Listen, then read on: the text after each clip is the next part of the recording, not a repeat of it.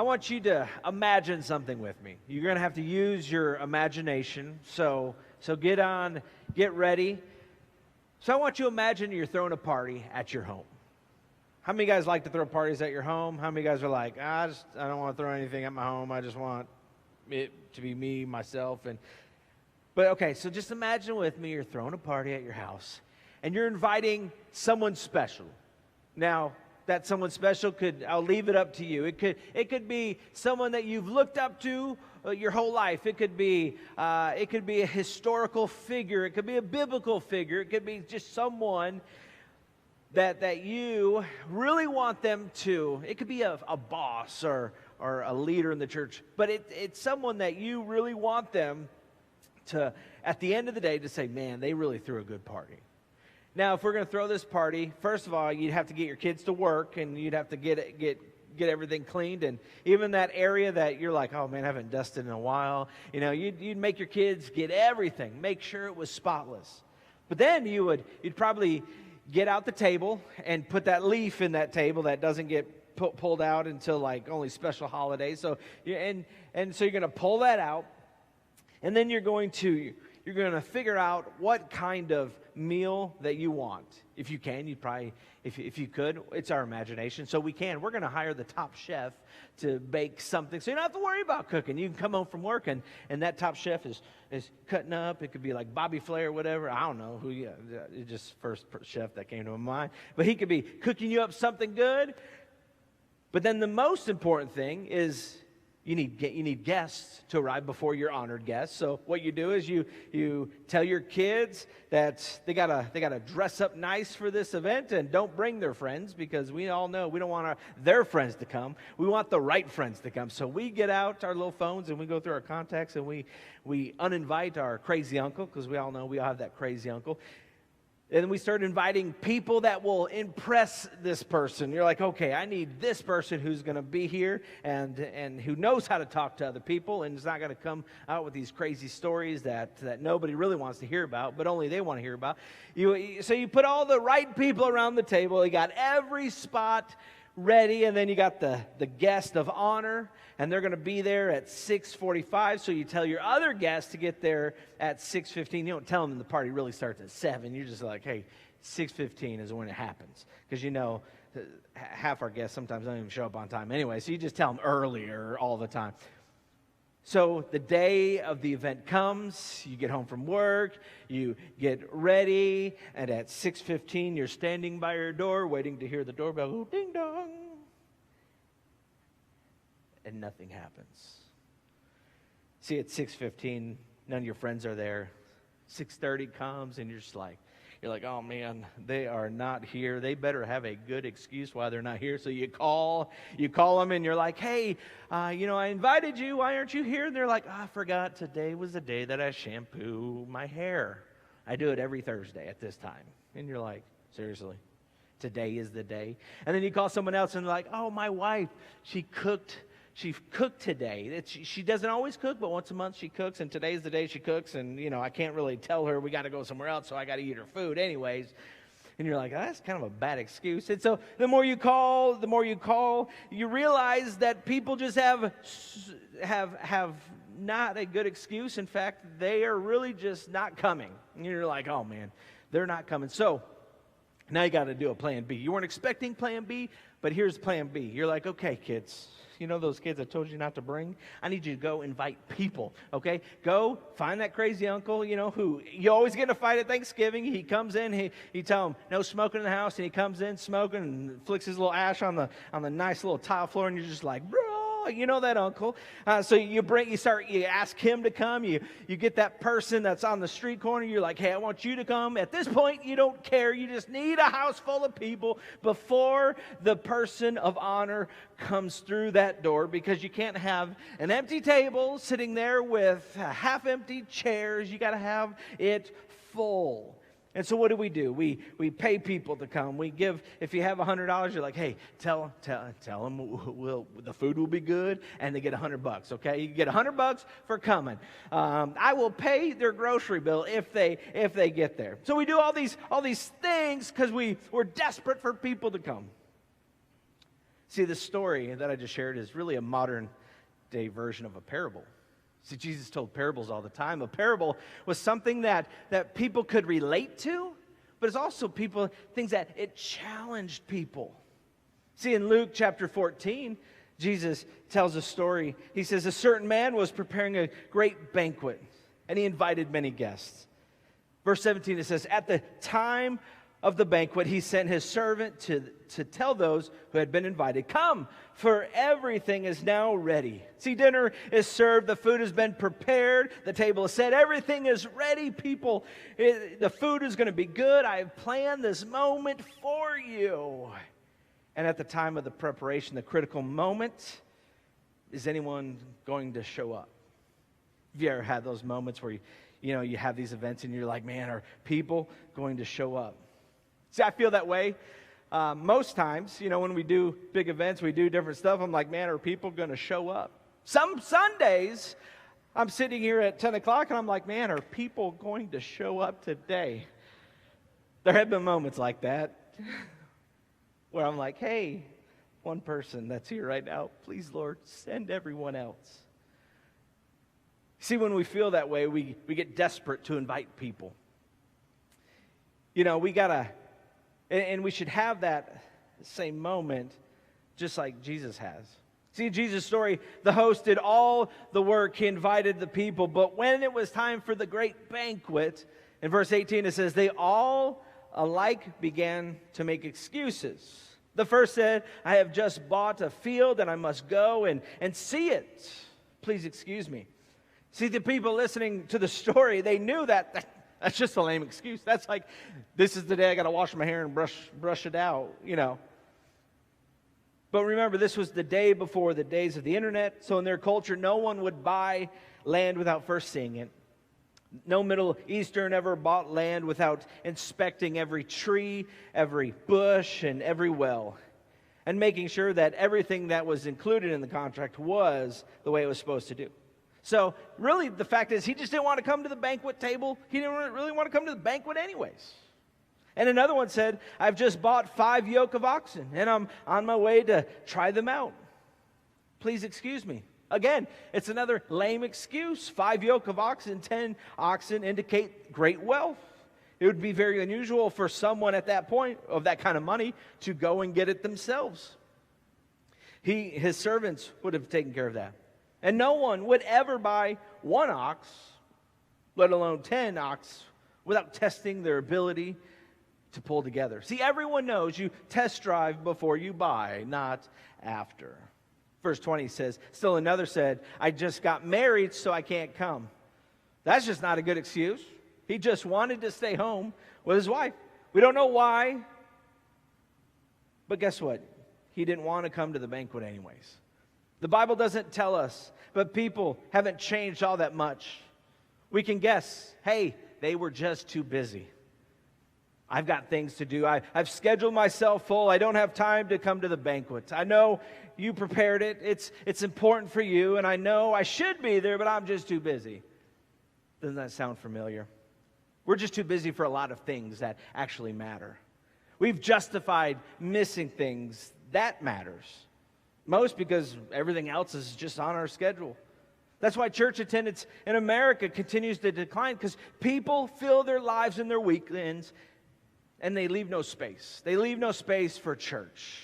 In fact, usually I hear, well, that's just my time to sleep in. I'm like, man, you can be up by 10. We go 10, 11:30. I mean, I've heard people say, man, you start too early. I'm like, really? We start too early? It's 10 o'clock. And then I tell people, I'm like, what time do you get done? 11:30, so you can get up late, you can and not miss lunch. And they're like, well, you don't go long enough. I'm like, 10 to 11:30. I was like, man, that's a lot. But people make excuses. People fill their schedule. And in fact, a lot of people are like, I just got to work all the time so I can recoup the money that I'm losing. Here's a fun fact for you guys if you never knew, but Chick-fil-A is closed every Sunday. Some people, I read 2 articles. One article says they lose $1.2 billion a year being closed on Sunday. But Chick-fil-A is the highest grossing fast food restaurant in all of America. So how do you How do you lose $1.2 billion, but still become the best, like the best? I really believe it's because they've devoted one day to say, you know what, we're going to close no matter what. We're going to close no matter what, and we're going to be, for him, he's like, I'm going to be in church. And most people say, well, when he dies, they'll probably go back to doing Sundays. No. His whole family have decided we're going to stay closed on Sundays. And so I bet you if we did that as a church, if we said, okay, I'm going to designate this time right here where I don't work and I don't do anything, I bet you that we would see God do something in our lives. But we have other priorities. We work 70 hours a week. We have to rest. We got a lot of homework to do. We've got a tournament. It's my cousin's birthday, and we're having a party. I've got to check out some land and test drive some oxen. See, that's the people in the story. That's what they made. They made a lot of excuses, but it simply came down to this. They had other priorities. Something mattered more to them, and it's easy to determine someone's priorities. Just watch what they do. Watch where they spend their time and where they spend their money. No matter what they say, that's where their priorities are. See, the guy throwing the banquet had a problem. The food was ready, the table was set, but he looked down the long row of tables and saw the empty seats. See, 2020 was a challenging year, not just for this church, but for churches around the globe. You know, we had to shut down church for several months because of COVID. And then when we reopened, we knew people would be slow to returning. But we never expected it to be as slow as it is. In fact, I guess in my mind, I thought, man, people are just going to storm the gates when we're open. People are going to come back, and it's going to be awesome. The first week was great for us. I mean, we were like 98% of our regular attendance. I'm like, yes, we're close. And then all of a sudden, like the next week, it got lower, and then the week after that got lower, and the week after that got lower. And in fact, some weeks I'm like, man, are people going to show up today? Is this the day that nobody shows up? And I was prepared for it. In fact, several weeks, Rachel and I would just look at ourselves and we'd just be like, are we going to be okay? Is the church going to make it? Are people eventually going to come back? But 5 months later, people were still slow to return. By October, only about 29% of our church have returned. And the people who said, the moment the church doors are going to be open, I will be there. Guess what? I don't know if they got the memo that we're open. They just never came back yet. People I thought would always be with us, they just didn't come back. We didn't even hear from them. See, at this point, I get it. The vaccines weren't even out. COVID cases were still high, and there were a lot of fear. Some people were angry about face masks. Others didn't think we were doing enough. And there were a lot of reasons not to come. People were still watching online, and I'm thankful for that. They were engaged, and I knew that. But at this point, we were in mourning. As we knew what we were before the pandemic, and let me tell you, we're about to hit that 100 barrier, and I was like, man, it's going to be awesome. We're going to hit that 100 barrier, and then we're going to keep going. And all of a sudden, But at one point, one afternoon in October, Rachel and I, we were talking. We were talking about the church, and we're talking about people who are here, people who aren't here. And one thing that helped me during that time, Pastor Rod said something that really kind of helped spur this a little bit. He says, just preach to the people who are in the room. Preach to the people who are online. So that helped. I was like, okay, it doesn't matter who's not here. It's just who's in the building, who's online. But then something else happened. As Rachel and I were talking about just where we're at, the thought came across our minds. And the thought was, they are never coming back. See, at that point when I said those words, this weird sense came over both Rachel and I. And really we sensed the Lord say, you know what, they are never coming back. But he says, he'll fill those empty seats with people who need to experience my love and forgiveness, my grace. And he said this to me, he says, the time of grieving is over. It's time for joy to return. See, it's odd because the moment Rachel and I realized this, there was something that changed in our lives. We had our joy back. But let me take a moment to challenge maybe those who've been here from the existence of the church. I know we've kind of went like this as a church. Woo! We've been on a roller coaster ride. And I know at the very beginning to right now, we've seen a lot of people here. We've seen a lot of people leave for different reasons. But I want to encourage all of us, even people who've been here for the duration of the church, the time of mourning is over, and it's time to not look at what we used to have or the people who used to come or the people who used to be here, but let's look at who God is positioning us to reach. Let's not grieve no longer, but let's continue to look out to see what God has for us. See, currently at this point, we're about 42% of the way back to where we were, but guess what? We're healthier than we've ever been. We're given more to missions than we've ever have at this point this year. But let me just tell you, I have a love-hate relationship with empty seats. In fact, I hate empty seats. Every empty seat represents a missed opportunity. There could be someone in that seat today, but at the same time, empty seats is also an opportunity. See, church is different than a football game or a basketball game. The goal of football or basketball is to fill it up to capacity and then to have a waiting list. Now, that would be a terrible idea for a church. I mean, if a church did that, that'd be horrible to be like, okay, we're going to fill it up and then wait. Okay, we got to wait. No more. You got to be put on a waiting list. If we did that as a church, the people would be like, I don't know if that's the kind of church that we need to be at. But as a church, it's horrible to turn someone away because you have no room. See, we have plenty of empty seats, a place for your friend, your family member, your coworker to sit, who you've been sharing your faith and telling them all about Jesus for weeks, months, even sometimes years. Wouldn't it be heartbreaking if the day that they finally decided to come, there wasn't any room for them? There wasn't even one empty seat. See, as for me, I like a full room. I like full rooms. I like, because you guys are a lot more animated when there's more people. You clap louder, you sing louder when there's just more people. But it's fun to speak to a packed house because there's a lot of energy. But the soul winner in me wants to make sure that there's always enough room, enough seats, because every empty seat is a place to put someone who needs Jesus. The seat is a spot for someone who needs to experience the life-changing power of Jesus Christ. The church must be the most welcoming place in the world when a guest comes in. They should feel love and acceptance just by entering through the building. But churches can also be a funny place. At a ball game, the best seats are down in front.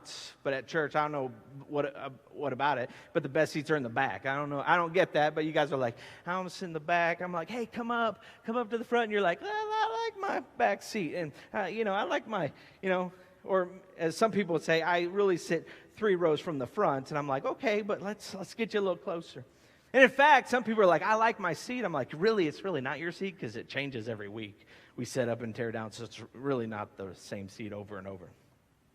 But we need to get out of our comfort zones a little bit and to be willing to sit up front so that we can have other people sit in the back. The people who come maybe a little later, they could sit in the back and we don't parade them up in the front. I mean, that would be kind of awkward, right? One of our biggest challenges is that people, as we come in early, sometimes we just take the back seats because that's easier. And we leave the front for all of our visitors. We leave the front row parking, for the people who come all the time. And then we leave the way back parking for people of our guests. We need to change that. Here's what we need. One of our core values is this: every soul matters to God. Sometimes I find myself wondering just how much that soul matters to us. Does it matter enough to sit somewhere different? Does it matter enough to park somewhere inconvenient? And by the way, if you think the music is too loud, I know some people are like, it's just too loud. That's all right. Sometimes we got to play it a little louder because, when we play it louder, you guys clap louder and you sing louder. There's science to it. It's weird, but like when you can hear other people singing, you don't sing. It's weird how that works, because if you sing like me, you'd want music to kind of drown you out anyways, okay? But guess what? You can always, if you sit closer, it's always a whole lot better, because once you kind of get further back, the music kind of bounces all over the place. In business terms, empty seats are questions of capacity. Do we have enough room to add more people? In the guy in Jesus' story, they had a lot of empty seats in the room. In verse 21, the servant came back and reported to his master. He says, then the owner of the house became angry and ordered his servants, go out quickly into the streets and the alleys in the town and bring in the poor, the crippled, the blind, and the lame. So in those days, think about this, the crippled, blind, and the lame, they were people who were viewed as useless. They were annoyances. The master said, invite the people that others think that are worthless. Invite the people that no one else. Whatever you do, fill those seats. Let's take every advantage of every opportunity. Jesus would look around of the sanctuary this morning and say, let's take those empty seats and see them as an opportunity for you to bring someone here to hear the timeless message of the love and the grace of Jesus. Don't let the seats stay empty. And some of you guys are like, well, what happens when we fill all the empty seats? Hey, we're in a big gym. We can just add more seats. So our capacity isn't like limited. We got bleachers behind us. So if we want to really add seats, we got a lot of seats to add. I would really love to add a second service. I'd love to fill this up with like 100 people and then have a second service, fill that with 100 people, and then be like, oh man, okay, we'll keep adding seats, adding services. We'll do whatever it takes to make sure people hear about Jesus. So what does Jesus say about empty seats? This is what he says. He says, fill them. He says, don't worry about what type of person is in that chair. Don't worry if other people see them as worthless. Just fill the empty seats with anyone who will come. See, there's a seat at God's table for anyone. And everyone is welcome at First Little Rock. If you're a drug addict or an alcoholic, we have a seat for you. If you're poor, you're homeless, that person who is afraid they don't have the right clothes, we've got a seat for you. If you feel trapped in sin, whatever the sin is, there's a seat for you. If you have a past that you're worried about, that we can never accept you and that God will never love you, guess what? There is a seat for you. The poor, the crippled, the blind, the lame, there's a seat for you. No matter your background, no matter the sins and the mistakes of your past, whatever religious background, Baptist, Pentecostal, Lutheran, Methodist, Church of God in Christ, Methodist, Catholic, Mormon, or if you just have no church background, there's a seat for you. Rich, poor, young or old, Republican, Democrat, Independent, Green Party, or if you just say, I just don't like any of them, guess what? There's still a seat for you. Black, white, Hispanic, Asian, wherever you're from, whatever race you happen to be, whatever your immigration status is, we've got a seat for you. See, there's no room for prejudice in church. Everyone can have a seat at the table because every soul matters to God. And if every soul matters to God, then every soul should matter to us. If there's an empty seat, we should put someone there. We should take advantage of an opportunity. Maybe you say, man, Pastor Greg, you don't know my friends. They're rough. Well, guess what? Bring them.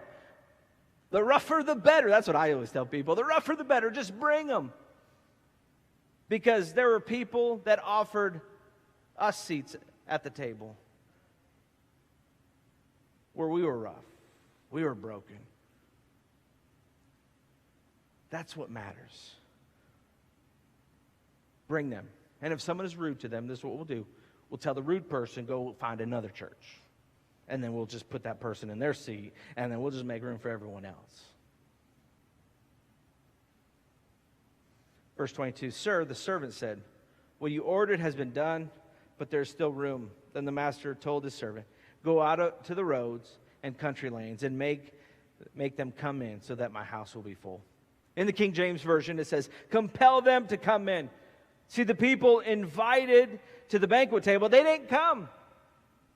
And there were lots of empty seats, so the next wave, the poor, the crippled, the blind, the lame, the unwanted from society, they came. But there were still empty seats. So the host said, go invite perfect strangers.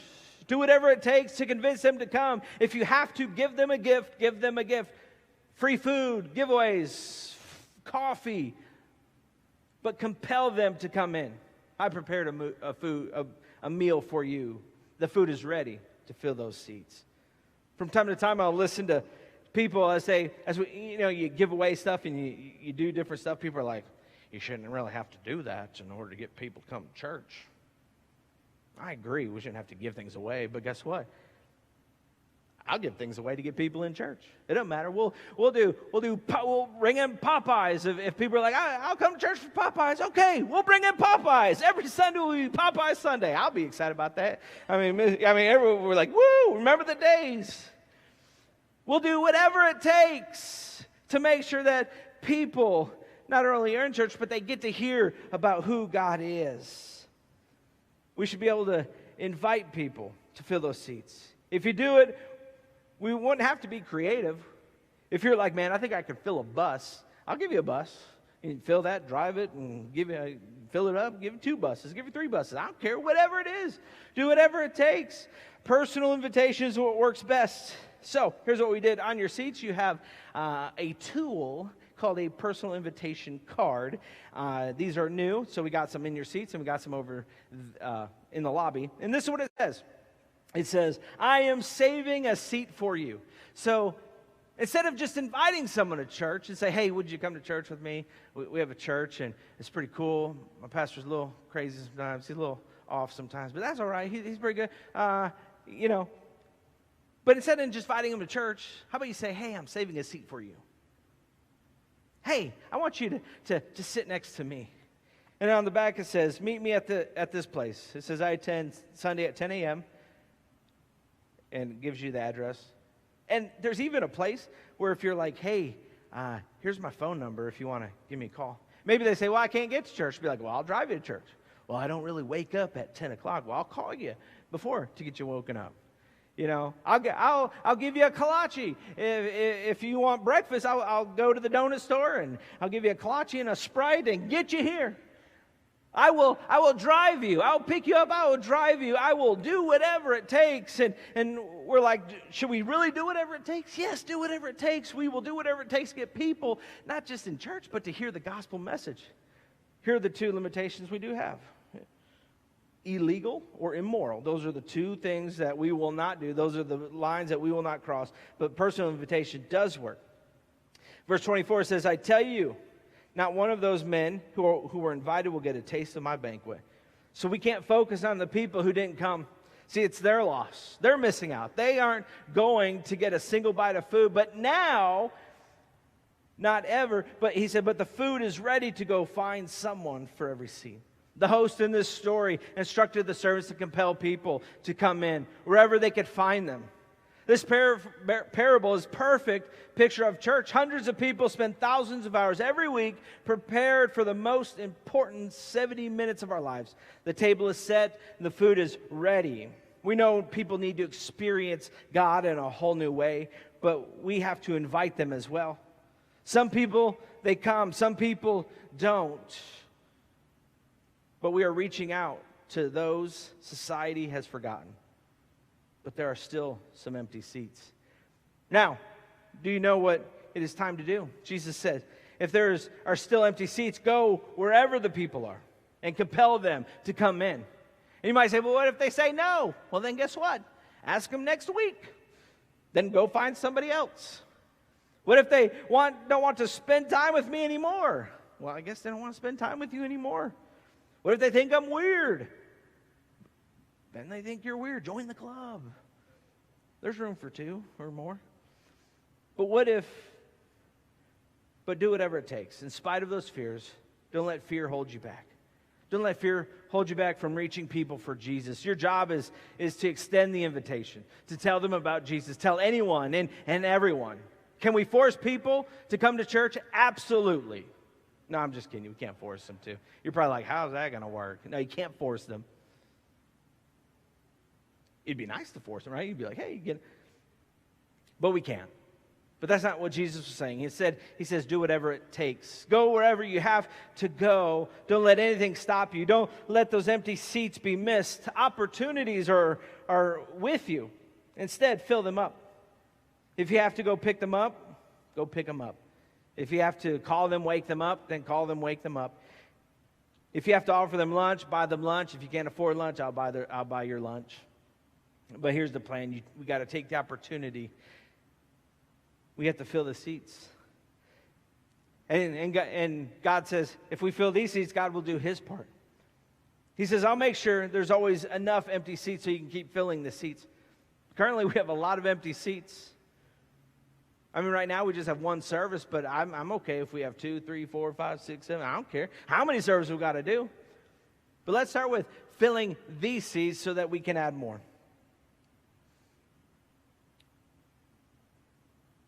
And here's the picture. Here's the other picture in this story. Jesus told this story describing God's kingdom. Heaven.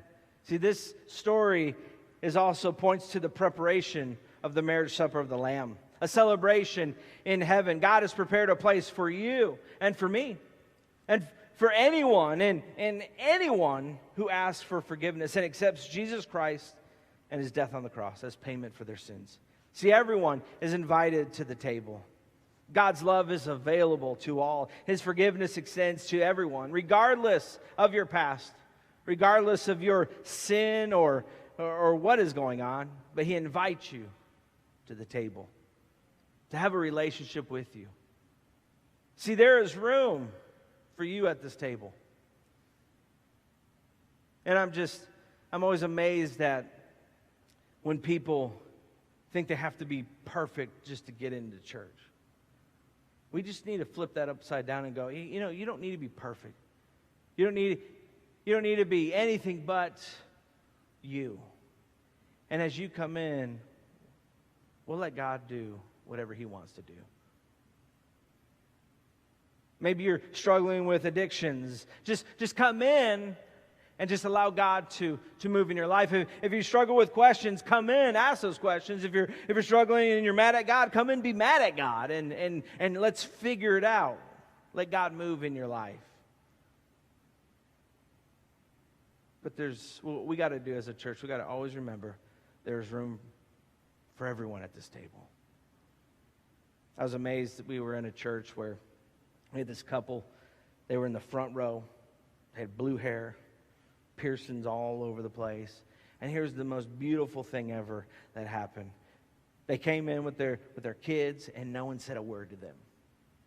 They just got radically saved, and all of this stuff happens. And it was just a cool picture of what the church really should be, is just people being saved and loving God, and not worried about the outwardness of where they were. What it was is people loved the people. And as they grew in their love for God, they changed. Not because anyone told them to, but because God was doing something in their life. There's always room for you at this table.